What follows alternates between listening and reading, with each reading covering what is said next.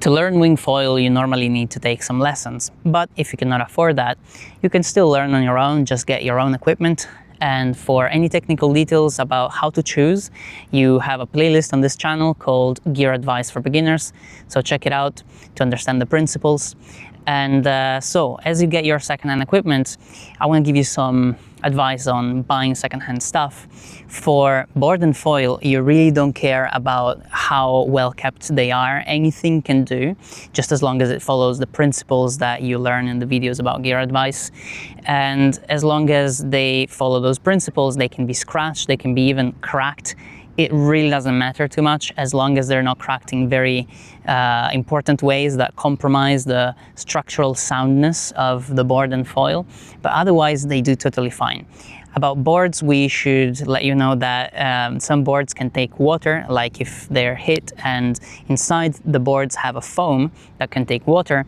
And even a board like that can still be used, although it's a lot less structurally sound. First of all, that the water inside makes the foam detach from the outer layer of PVC or carbon or whatever it is. Normally it's glued, but when they are like this, it's called delaminated. You will be able to feel the board and press into it with your finger, and it doesn't feel as hard as it normally is. And this makes it a lot less structurally sound. It can break much more easily, but you can still probably use it for a good amount of time. And also you have to make sure that the board hasn't taken that much water that it sinks, you know, it still has to float. But really, as long as the board is still floating, then you can pretty much get anything.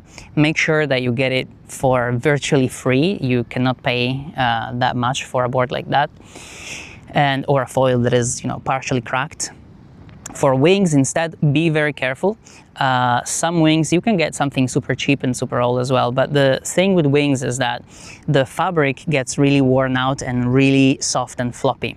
This reduces performance, which you don't really care about at the beginning because you're not going to be able to appreciate the performance. But the important thing is that worn out fabric, and you will see it looks a little bit faded and soft. If you touch it, it doesn't feel stiff. It can explode when you inflate it, or after inflating it, you go in the water, it seems all good, and then boom, it explodes as you're in the water. So if you get a wing like that, again, get it for super cheap or free. Someone, you know, that has a wing like that will be aware that, you know, its life is going to end very soon, and so they'll be happy to just get rid of it and free up some space in their garage. And make sure that as you go in the water with some equipment like that, you don't go too far, because if you have a problem, if something breaks, if the wing explodes, you need to be able to come back swimming. Anyway, talking about material in people's garages, I believe that there is quite a lot of stuff lying around that nobody's using, and they're not putting in on sale online because they just didn't think about it. So if you go at your local spot, talk to the people that are riding, maybe they have some old equipment just lying there that they're happy to lend you for free. And that's really the easiest and cheapest way to start wing foiling. Talking to people is also super important, because as you're starting, you kind of need to have people around you, maybe someone that supervises you. So if you make friends with someone, don't go and bother people saying, oh, I need you to supervise me. But you can, you know, just go at your local spot and meet the people, talk to them. You have to go a few times, and, you know, you understand what they're doing, and this also gives you increased safety.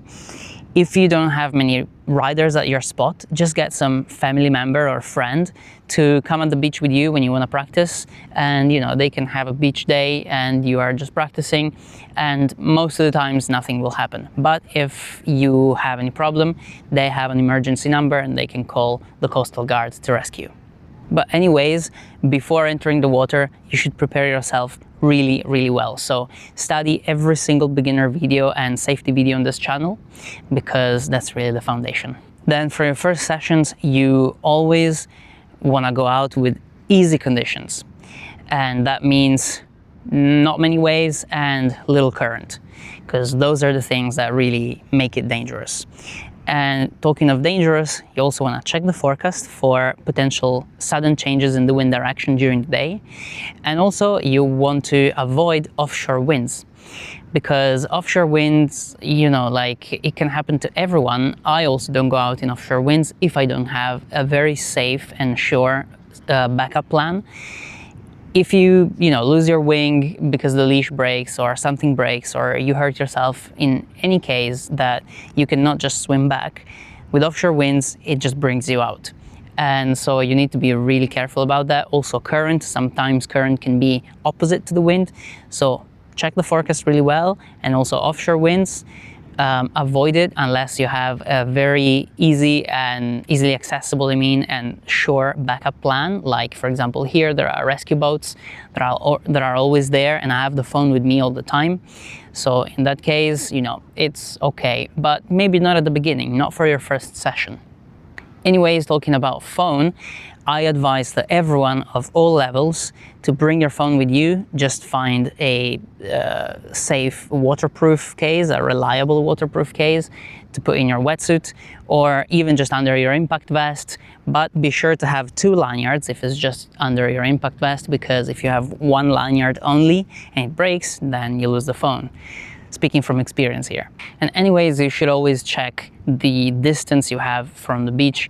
You don't want to get lost, and distracted too much or focused on what you're doing too much. You always want to get back to making sure you're not too far and you know where you are and you haven't lost orientation.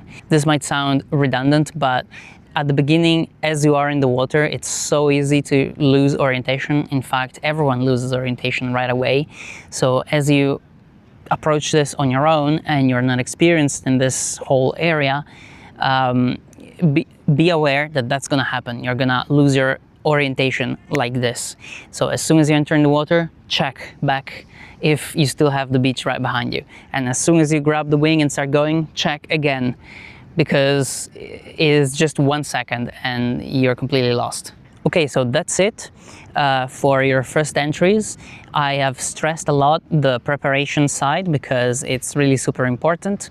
But now we can move to talk about progression, because after your first sessions, you can, start picking up the whole gist of it, and maybe you start flying, you start flying upwind, you start jibing, and this, I don't know, it can take a month or it could take a whole year.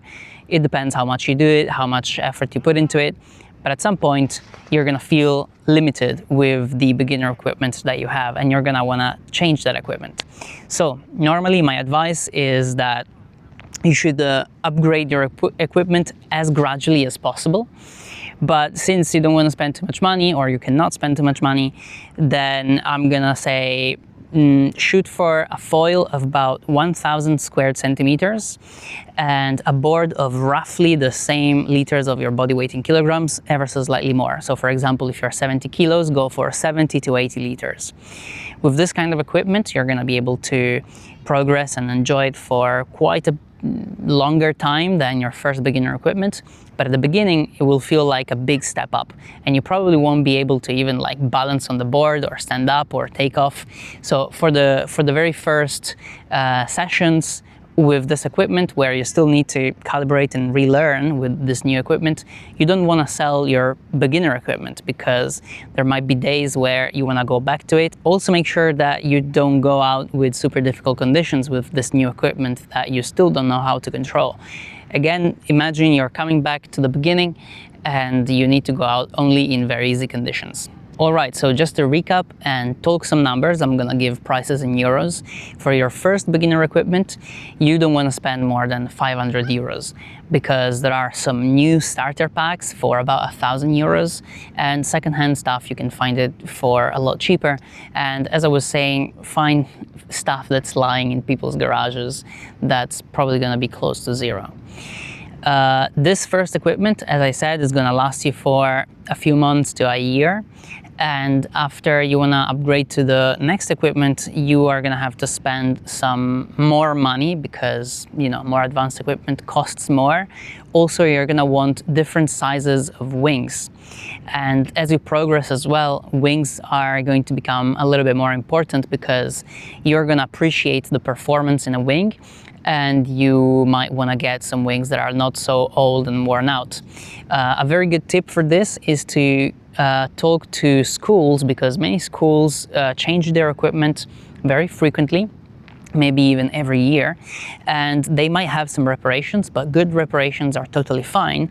But you might find a wing that has been used only one season, has a few reparations, has a very good price, but the fabric is still really stiff and the wing performs really well. Your second-hand equipment anyways is going to be roughly €1,000. You should get this second-hand also. You don't want to get anything new still at this point, because after you progress after this equipment, you might want to go for your final advanced equipment, and that's where you want to dig into the wallet really and maybe get something new.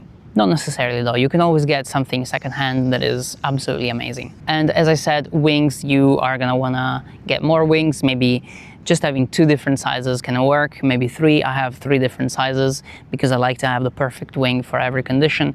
But you know, even 2 or even 1 can work depending on your spot. So the ongoing expense for doing wing foil is mainly about buying new wings every year, and it can be, I don't know, maybe 500, 700, who knows. It depends what you get.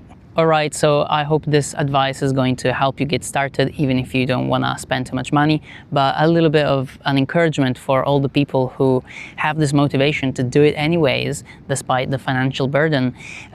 This kind of motivation is exactly what you need to be successful in the sport.